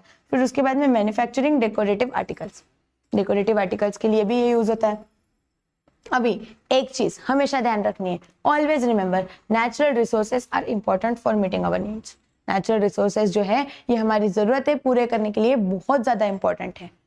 Reserves of some natural resources are limited, लेकिन कुछ नेचुरल रिसोर्सेज जो है वो लिमिटेड है, हमारे पास ज्यादा अमाउंट में नहीं प्रेजेंट है, तो there is danger that excessive use will lead to early depletion. देखो एक डेंजर है, अगर हमने इसका बहुत ज्यादा यूज किया तो ये क्या हो सकता है, अर्ली डिप्लीशन, मतलब जल्दी खत्म होने के इनके चांसेस है। ओके, फिर उसके बाद में we must keep a control on the use of natural resources to maintain the balance in the nature. तो हमें क्या करना है, इनका अगर बैलेंस हमें मेंटेन रखना है नेचर में, तो हमें इसका जो यूज है उसको क्या करना पड़ेगा, कम करना पड़ेगा। ओके, सो अभी यहाँ पे ये जो हमारा चैप्टर है ये खत्म हो जाता है। ओके, तो सभी बच्चे जल्दी जल्दी सेशन को लाइक कर दो। और फिर अभी जो हमारा मेन पार्ट है दैट इज द एक्सरसाइज, तो अभी हम इसका जो एक्सरसाइज है उसको सॉल्व करेंगे। देखो आप लोग जल्दी जल्दी स्क्रीनशॉट्स लेने के लिए रेडी हो जाओ, या फिर आप लोगों को जो ये है वो मैं आफ्टर क्लास डिस्क्रिप्शन में प्रोवाइड करवा दूंगी, इसके जो नोट्स वगैरह है वो सब कुछ, तो आप वहां से भी इसको डाउनलोड कर सकते हो। देखो क्या है इसका एक्सरसाइज जो है, सबसे पहला question, describe natural resources with reference to the following 3 types. आपको क्या करना है, नेचुरल रिसोर्सेज की जो 3 टाइप्स है उनको एक्सप्लेन करना है। सबसे पहले क्या है, मिनरल रिसोर्सेज। तो मिनरल रिसोर्सेज क्या होते हैं, हमने अभी इतना सारा पढ़ा मिनरल्स के बारे में, तो बताओ। देखो वही लिखा है यहाँ पे, a mineral resource is a pure inorganic substance that occur naturally inside the earth crust. कहाँ पे प्रेजेंट होता है, ये अर्थ के क्रस्ट के अंदर प्रेजेंट होता है। चाहिए तो मैं आप लोगों को क्या करती हूँ, कुछ इंपॉर्टेंट वर्ड्स हाईलाइट करके दे देती हूँ, या फिर कुछ इंपॉर्टेंट लाइंस, जो अगर आपको ये आंसर बड़ा लग रहा है तो आप शॉर्ट में भी इसको लिख सकते हो फिर। Okay, naturally in the earth crust, ये आपको लिखना है, occur naturally in the earth crust, सबसे पहली लाइन। फिर उसके बाद में a large part of earth crust is made up of minerals, ये आप नहीं भी लिखो तो चलेगा। A mineral deposit is concentration of naturally occurring solid, liquid and gaseous material in or on the earth's crust in such form and amount that the extraction and its conversion into useful materials or atoms are useful। मतलब क्या है, ये क्या होता है, ये जो minerals है ये कहाँ पे प्रेजेंट है, डीप इनसाइड अर्थ क्रस्ट, और वो बहुत अलग अलग फॉर्म्स में प्रेजेंट है, जो कि हमारे नेचर के लिए बहुत यूजफुल है, मतलब हमारे लिविंग के लिए बहुत ज़्यादा यूजफुल है। देखो इनका जो एक्सट्रैक्शन है और जो कन्वर्जन है, मतलब आप जो अलग अलग मिनरल्स हम लोग निकालते हैं, जैसे कि जो आयरन के ओर्स हो गए, फिर उसके बाद में कॉपर, एल्यूमिनियम, ये सब चीज़ें हमने पढ़ी, तो यहाँ पे ये सारे इनका जो एक्सट्रैक्शन है और इनका जो कन्वर्जन है ये बहुत इंपॉर्टेंट है। फिर उसके बाद में mineral resources are non renewable and include metal such as iron, copper, aluminium and non metal such as salt, gypsum and clay. ये जो है ये क्या है, नॉन रिन्यूएबल है। मिनरल्स आर नॉन रिन्यूएबल, मतलब क्या, एक बार अगर वो खत्म हो गए तो हम उसकी मदद से उनको फिर से नहीं बना सकते हैं, वैसे वाला। और उसके अंदर बहुत सारी चीजें होती हैं, तो कुछ मेटल्स भी होते हैं, कुछ नॉन मेटल्स भी होते हैं, तो वो यहाँ पे दिया हुआ है। अब जल्दी जल्दी इसका एक स्क्रीनशॉट ले लो सारे बच्चे। नेक्स्ट चीज देखो क्या है, फॉरेस्ट रिसोर्सेज। फॉरेस्ट रिसोर्सेज क्या होते हैं, so forest resources are the valuable material and benefits we get from forest. ये क्या है, कुछ रिसोर्सेज है और कुछ बेनिफिट्स है जो हमें किसकी मदद से मिलते हैं, फॉरेस्ट की मदद से मिलते हैं। ओके, तो वही दिया हुआ है यहाँ पे, which are important natural resources, और ये क्या है, बहुत इंपॉर्टेंट नेचुरल रिसोर्सेज है। फिर उसके बाद में these include timber, firewood, fruits, nuts, medicinal plants, regimes, gums and essential oil, ये सब इसके अंदर होता है। फिर उसके अंदर फॉरेस्ट के अंदर हमें एक और चीज मिलती है कि जो मेडिसिनल प्लांट्स होते हैं वो सब कुछ, वो भी आप इसके अंदर लिख सकते हो इस क्वेश्चन के आंसर में। Also provide bamboo, honey and fodder, इससे हमें वुड भी मिलता है, वुड से हम पेपर बना सकते हैं, फिर फर्नीचर बना सकते हैं, वो भी सारी चीजें आप इसके अंदर लिख सकते हो। Apart from this product forest offers essential services like maintaining soil fertility. हाँ, फॉरेस्ट के और क्या क्या इंपॉर्टेंस है, तो सॉइल फर्टिलिटी मेंटेन करता है, फ्लड आने से बचाता है, सॉइल को जो पर्कोलेशन ऑफ वाटर है वो करता है, तो वही सब चीजें आप लोगों को लिखनी है। फ्लड से बचाता है, regulation in the climate, supporting biodiversity, मतलब अलग अलग जो टाइप के प्लांट्स है, एनिमल्स है, बर्ड्स है, इंसेक्ट्स है, इन सभी को रहने के लिए जगह देता है कौन, फॉरेस्ट। सो वो लिख देना।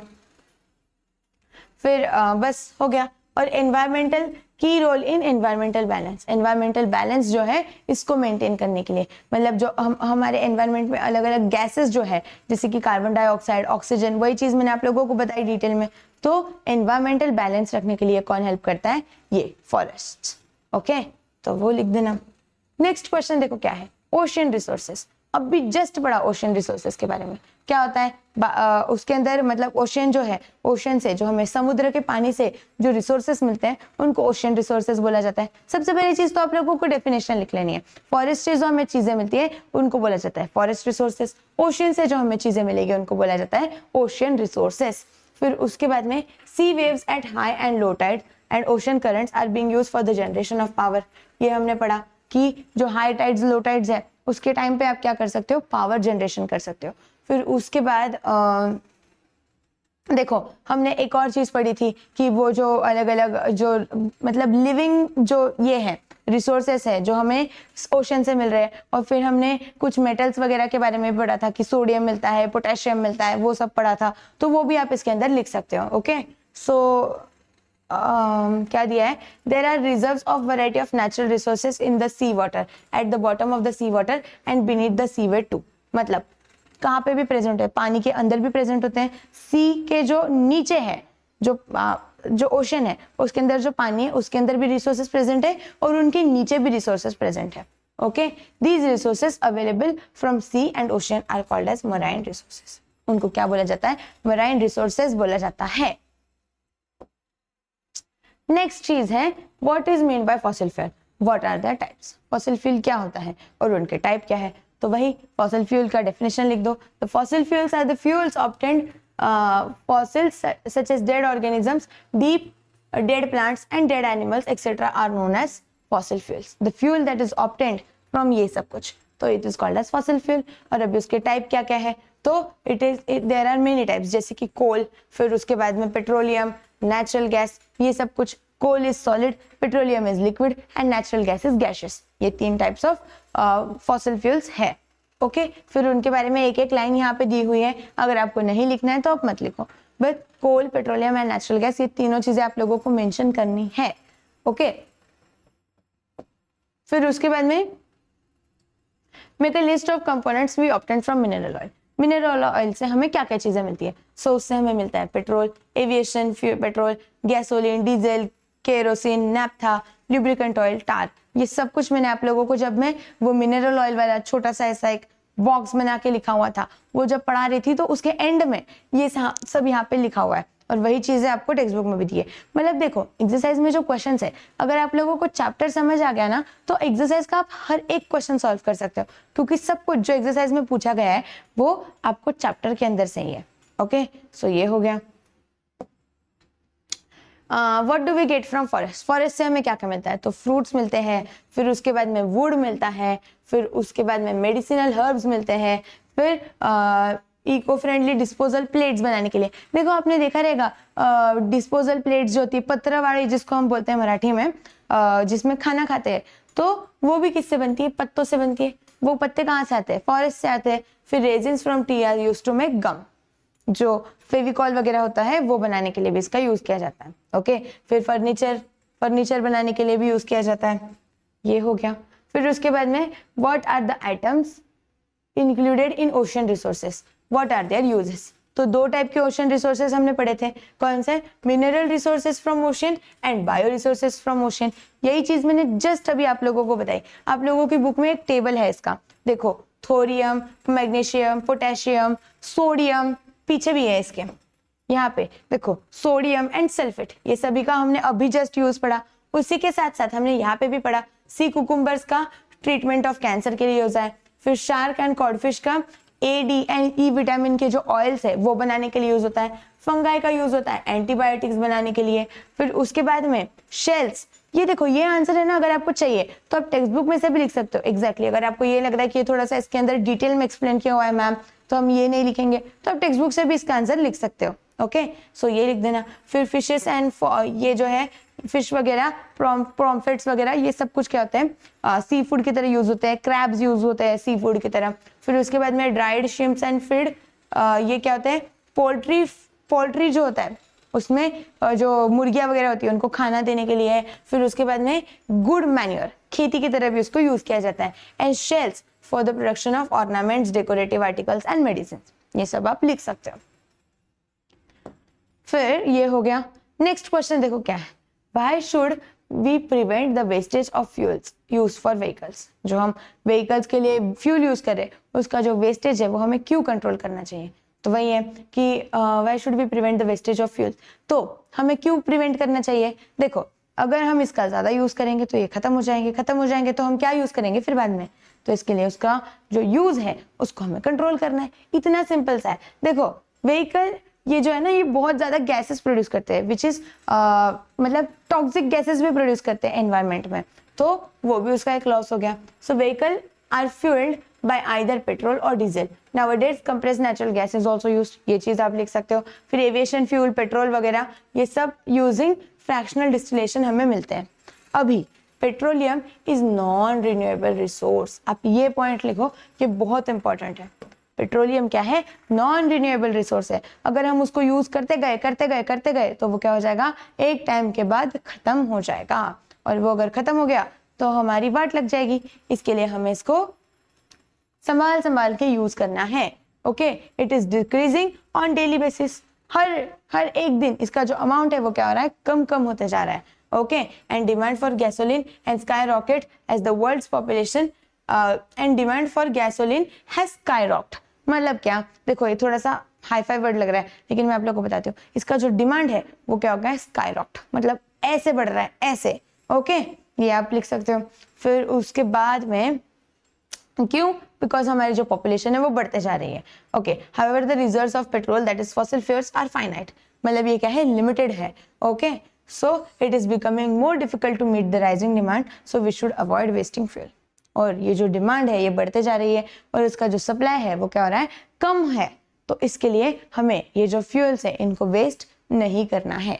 अभी आप आपके एंड से क्या कर सकते हो, देखो मैं आप लोगों को बताती हूँ। आप क्या कर सकते हो, जब आप किसी रूम में नहीं हो तो और वहाँ के लाइट फैन चल रहे हैं उनको बंद कर दो। जब आप स्कूल में जा रहे हो, अगर आपकी स्कूल एकदम पास में है तो गाड़ी ना लेते हुए आप लोग साइकिल से चले जाओ। फिर या फिर मतलब आप क्या करो कि पब्लिक ट्रांसपोर्ट यूज कर सकते हो। अगर आप अकेले जा रहे हो तो क्या कर सकते हो, इतना सारा बस, मतलब बस जो होता है, सपोज आप बस से ट्रैवल कर सकते हो, खुद की कार ना लेके जाते हुए। ये सारी चीजें आप लोगों को करनी है, क्योंकि इससे क्या होगा, ये जो फॉसिल फ्यूल्स हैं वो क्या होंगे, कंट्रोल में रहेंगे, मतलब हमारा जो यूज है उसका वो कम रहेगा। ओके, तो ये हो गया। फिर उसके बाद why is the diversity of plants and animals in the forest declining. Forest के अंदर जो प्लांट्स और जो एनिमल्स है वो कम क्यों होते जा रहे हैं।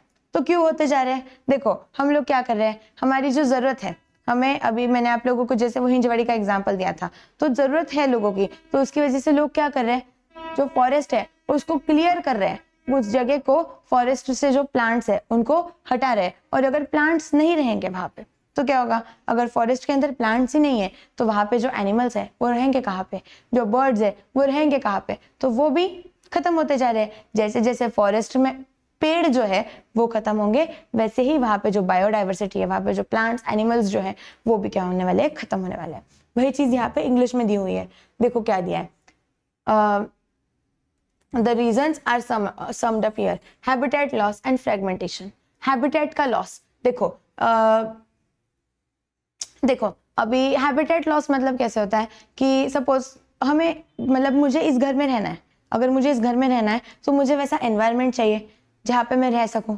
सेम होता है एनिमल्स के साथ में, अगर उनको फॉरेस्ट में रहना है तो उनको एक एनवायरनमेंट चाहिए ना उनके अराउंड, उनके अराउंड उनको प्लांट्स चाहिए और एनिमल्स चाहिए रहने के लिए। लेकिन ह्यूमन बींग्स क्या कर रहे हैं, उनकी ज़रूरत की वजह से इन प्लांट्स को काट रहे, वहाँ पे जो एनिमल्स है उनको मार दे रहे, तो क्या होगा, ये जो बायोडाइवर्सिटी है, तो उनको जो जिनको रहना है, जो हैबिटेट्स को उधर रहना है, मतलब उनको वो एनवायरनमेंट नहीं मिल पा रहा है रहने के लिए, तो उसकी वजह से वो हैबिटेट लॉस हो रहा है। फिर उसके बाद में ओवर एक्सप्लॉयटेशन, मतलब ओवर यूज। ओके, हम इंसान क्या कर रहे हैं, हमारी जो ज़रूरतें हैं उसकी वजह से हम लोग जो प्लांट्स हैं उनको काट रहे हैं। जैसे कि अगर हमें वुड फर्नीचर वगैरह बनाना है, फर्नीचर के लिए हम लोग बड़े बड़े पेड़ों को काट देते हैं। फिर उसके बाद में बहुत ज़्यादा हम क्या कर रहे हैं, इनका यूज़ कर रहे हैं, नेचुरल रिसोर्सेज का। ओवर एक्सप्लॉयटेशन, बहुत ज्यादा यूज करना। कौन कर रहा है ये सब कुछ? इंसान ही कर रहे हैं, हम लोग ही कर रहे हैं। ओके, फिर उसके बाद में क्या है? और एलियन स्पेसिस एविएशन, मतलब इन्वेशन, एलियन स्पेसिस इन्वेशन क्या हो रहा है? देखो, द अनइंटेंशनल और deliberate introduction of alien species cause a decline in the number of indigenous species. Alien species prove invasion and affect the several, मतलब देखो क्या होता है कि सपोज अभी ये एक फॉरेस्ट का एरिया है, ओके, यहाँ पे बहुत सारे लेटेस्ट से कि ये है, क्या बोल सकते हैं हम लोग, बहुत सारे इसके अंदर ये है, कोई तो एक स्पेसिफिक एनिमल है, जैसे सपोज इसके अंदर डियर है, ओके, बहुत सारे अमाउंट ऑफ डियर है, ऐसा हम ले लेते हैं। अभी हमने क्या किया, ये जो जगह है इसके अंदर हमने क्या कर दिया, बहुत सारे लायंस को छोड़ दिया, तो क्या होगा, यहाँ पे ये जो लायंस है इन ये डियर्स को खाने लगेंगे। तो वही चीज यहाँ पे दी हुई है, मतलब जो अनइंटेंशनल, जो स्पेसीज की वहां पे जरूरत नहीं है वो वहां पे चली जाती है और फिर जो वहां का इकोसिस्टम है उसको खराब कर देती है। फिर उसके बाद में को एक्सटिंक्शन क्या है? when the plants and animals become extinct, other plants and animals that are dependent on them become extinct। मतलब सपोज कि जैसे एक आपने ये पढ़ा है, क्या बोलते हैं उसको, फूड साइकिल जो होता है उसके अंदर सबसे पहली चीज क्या होती है? प्लांट्स होते हैं, फिर उसके बाद में हर्बीवोर्स होते हैं, फिर उसके बाद में प्राइमरी कंज्यूमर, सेकेंडरी कंज्यूमर, इस तरीके से होता है। तो यहाँ पे अगर आपने ये जो प्लांट्स है, जो इसका प्राइमरी कंज्यूमर है, इसी को गायब कर दिया तो क्या होगा? ये क्या खाएगा? ये इसको खाने के लिए कुछ है ही नहीं, तो ये मर जाएगा। इसको खाने के लिए, और ये क्या करता है? ये इसको खाता है, लेकिन इसको खाने के लिए ये भी अवेलेबल नहीं है, तो ये भी मर जाएगा। तो एक चीज अगर गई तो उसकी वजह से पूरा की पूरा साइकिल जो है वो भी क्या हो जाता है? डिस्टर्ब हो जाता है। वही चीज यहाँ पे दी हुई है। फिर उसके बाद में क्या दिया है? Right the names of 5 minerals and useful substances obtained from them. 5 minerals के नाम लिखने हैं और उनसे जो यूजफुल सब्सटेंसेस मिलते हैं वो लिखने हैं। जैसे आयरन ओर से क्या मिलता है? फार्मिंग वगैरह के या फिर रेलवे इक्विपमेंट्स वो आप बना सकते हो, रेलवे की जो पटरी होती है वो। फिर उसके बाद में मैंगनीज से टर्न ग्लास को पिंक करने के लिए, एंड इलेक्ट्रिकल अप्लायंसेस बनाने के लिए, या फिर फार्मास्यूटिकल्स मतलब मेडिसिन वगैरह बनाने के लिए इसका यूज किया जाता है। फिर बॉक्साइट, इसके अंदर 55% क्या है? एल्यूमिनियम है, and it is used in aircraft transportation and production of electric wires. फिर उसके बाद एक और चीज है, दैट इज कॉपर का क्या यूज है? वायर्स बनाने के लिए, इलेक्ट्रिकल वायर्स, रेडियोस, टेलीफोन्स, ये सब बनाने के लिए। फिर माइका, इसका क्या यूज है? It is used to make electrical machine equipments, wireless communication, Ayurvedic medicine and dyes, colours बनाने के लिए इसका यूज किया जाता है। ओके, सो इसका भी एक स्क्रीनशॉट ले लो। नेक्स्ट चीज देखो क्या है, name the 2 important stages in the production of metals from ores. अगर आपको ओर्स से मेटल बनाने हैं तो आपको क्या इंपॉर्टेंट प्रोसेसेस? तो 2 important process are extraction and concentration. कौन सी प्रोसेस है? एक्सट्रैक्ट करना सबसे पहले उसको, और फिर उसको कॉन्सेंट्रेशन करना, मतलब उसका क्लीनिंग करना। तो ये सब कुछ आप क्लास 10th में बहुत डिटेल में पढ़ने वाले हो। ओके, फिर नेक्स्ट चीज देखो क्या है, what steps are taken for the protection and conservation of natural resources। natural resources का अगर आपको प्रोटेक्शन करना है, उनका कंजर्वेशन करना है, तो आप क्या कर सकते हो? सो कंजर्वेशन ऑफ मिनरल्स के लिए ये कुछ स्टेप्स हैं, इम्प्रूविंग टेक्नोलॉजी, फिर उसके बाद में recycling metals, using scrap metals and using minerals in planned and sustainable manner. फिर उसके बाद में protection and conservation of forest. अगर आपको फॉरेस्ट का कंजर्वेशन करना है तो आप क्या करोगे? तो यहाँ पे डिफॉरेस्टेशन मतलब पेड़ों को काटना सबसे पहले तो बंद करना पड़ेगा, तभी फॉरेस्ट रिजर्व हो पाएंगे। फिर उसके बाद में कटिंग ऑफ ट्रीज आपको कम करना है। उसके बाद में avoiding wastage and timber and firewood, जो लकड़ी होती है उसका वेस्टेज कम करो। फिर उसके बाद में प्रिवेंटिंग फॉरेस्ट फायर, फॉरेस्ट में आग लगना अगर हम प्रिवेंट कर पाए तो उसकी वजह से भी फॉरेस्ट बच सकते हैं। रिफॉरेस्टेशन और ऑफ डिफॉरेस्टेड एरिया, मतलब और प्लांट्स लगाओ। ओके, फिर उसके बाद में creating protecting areas for wild life sanctuaries and national parks, जो नेशनल पार्क्स होते हैं, जो वाइल्ड लाइफ सेंचुरीज होती है, वो सब बनाना। ये दीज आर द थिंग्स जो आप कर सकते हो टू कंजर्व योर फॉरेस्ट। फिर उसके बाद में protection and conservation of water. अगर आपको पानी का प्रोटेक्शन एंड कंजर्वेशन करना है तो आप क्या करोगे? Use efficient appliances and closing taps when not in use. सबसे पहली चीज जो हम कर सकते हैं वो क्या है? पानी का बकेट है, बकेट में पानी चल ही रहा है, वो फ्लो होते जा रहा है, तो क्या करना है, जब भी बकेट भर जाए सबसे पहली चीज तो नल बंद करो, closing taps when it is full, when not in use. Second चीज है washing clothes in full load washing machine. फिर उसके बाद में जिससे क्या होगा, पानी उसका बचेगा। उसके बाद planting trees in monsoon season, improve underground water level. Monsoon season में आप पेड़ लगाओ। Promoting rain water harvesting and drip irrigation, ये चीज भी आप लोगों ने सीखी है, rain water harvesting, drip irrigation, तो ये सारी चीजें करो। फिर उसके बाद में preventing pollution of river, lakes and other water bodies, इनका पोल्यूशन बचाओ, इनको पोल्यूट ना करो। And monitoring and protecting fresh water sources through law and community action, ये सब आप चीजें कर सकते हो। ओके, सो ये वाला भी क्वेश्चन हो गया। नेक्स्ट क्वेश्चन देखो क्या है, कंप्लीट द फ्लो चार्ट, आपको ये फ्लो चार्ट कंप्लीट करना है। तो फॉसिल फ्यूल सॉलिड, फिर उसके बाद में एक होते हैं लिक्विड, एक होते हैं गैसेस, राइट। अभी इनका यहाँ पे ये सब कुछ क्या है, यहाँ पे ये लिखा हुआ है, देखो क्या है। सॉलिड में आता है कोल, पीट, लिग्नाइट, बिटुमिनस कॉइल, एंथ्रासाइड। लिक्विड में आता है मिनरल ऑयल, पेट्रोलियम, ये सब कुछ इतना सारा। एंड गैसेस में आता है CNG, LPG, वो सब कुछ। ओके, तो ये सारी चीजें आप लिख सकते हो। जल्दी जल्दी इसका एक स्क्रीनशॉट ले लो सारे बच्चे। नेक्स्ट चीज देखो क्या है, how does the economic condition of a nation depends on it's natural resources. किसी भी नेशन की, किसी भी कंट्री की जो इकोनॉमिक कंडीशंस होती है वो उसके जो नेचुरल रिसोर्सेस है उनके ऊपर कैसे डिपेंड होती है, वो पूछा है। तो देखो, natural resources such as land, water, forest, minerals and energy have significant impact on countries, जो इकोनॉमी है उसके ऊपर, किसी भी कंट्री की जो इकोनॉमी है उसके ऊपर इनका बहुत ज्यादा इफेक्ट होता है। कैसे होता है, देखो, these resources provide the foundation for agriculture, manufacturing and trade, right. ये क्या है, दे आर द फाउंडेशन किसी भी चीज के लिए। अगर आपको कोई भी चीज बनानी है तो आपको क्या करना पड़ेगा, क्या लगने वाला है, ये जो नेचुरल रिसोर्सेस है ये लगने वाले, मिनरल्स लगने वाले हैं, फ्यूल्स लगने वाले हैं, कोल लगने वाला है, ये सब कुछ लगने वाला है। सो agriculture requires fertile land.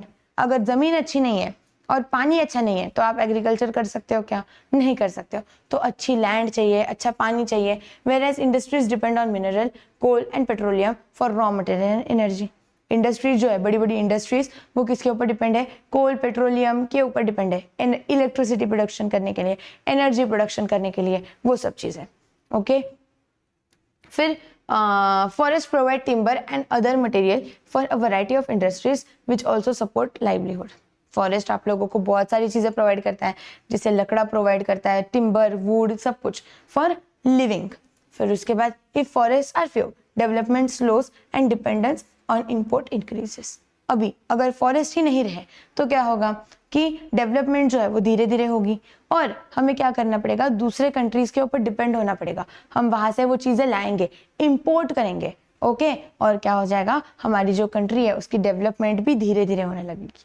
Okay, so for example, Middle Eastern countries with large petroleum reserves earn a lot of money by exporting oil. जैसे हम लोग बोलते हैं ना, दुबई में बहुत ज्यादा ऑयल है, तो वही वो क्या करती है, फिर वो कंट्री जितनी उनको जरूरत नहीं है उससे ज्यादा उनके पास ऑयल है, तो वहां से वो लोग क्या करते हैं, उसको एक्सपोर्ट करते हैं। फिर हम इंडिया में या फिर और दूसरी कंट्रीज में वहां पे वो ऑयल लिया जाता है। जहाँ पे ऑयल नहीं है वो लोग उसको इंपोर्ट करते हैं, और जिनके पास ज्यादा ऑयल है वो उसको एक्सपोर्ट करते हैं। एक्सपोर्ट एंड इंपोर्ट ये दोनों अलग अलग चीजें, ध्यान से समझो। Okay, India's coal and iron ore resources reserves the support of steel and power sectors, but Japan, despite its advanced industrialization, relies on imported raw material due to limited natural resources. अभी India के अंदर क्या है, बहुत ज्यादा amount of iron, steel वगैरह ये सब है, लेकिन जो जापान है वो क्या है, इंडिया से बहुत ज्यादा डेवलप कंट्री है, लेकिन वहां पे क्या है, ये सारी चीजों के नेचुरल रिसोर्सेस अवेलेबल नहीं है, और इसकी वजह से उनको क्या होता है, दूसरी कंट्रीज जैसे कि इंडिया वगैरह इनके ऊपर डिपेंड होना पड़ता है for their natural resources. Okay, for this raw material. ये हो गया। और अभी लास्ट क्वेश्चन देखो आप लोगों की एक्सरसाइज में है, which medicinal plants will you grow on your school premises and near your house and why. आप लोग कौन से मेडिसिनल प्लांट्स लगाओगे, तो सबसे पहले हम क्या करेंगे, तुलसी लगाएंगे। चिंसोना क्या है, quinine, a drug used for the treatment of malaria obtained from the bark of cinchona tree. ये आप लगा सकते हो। तुलसी आप लगा सकते हो।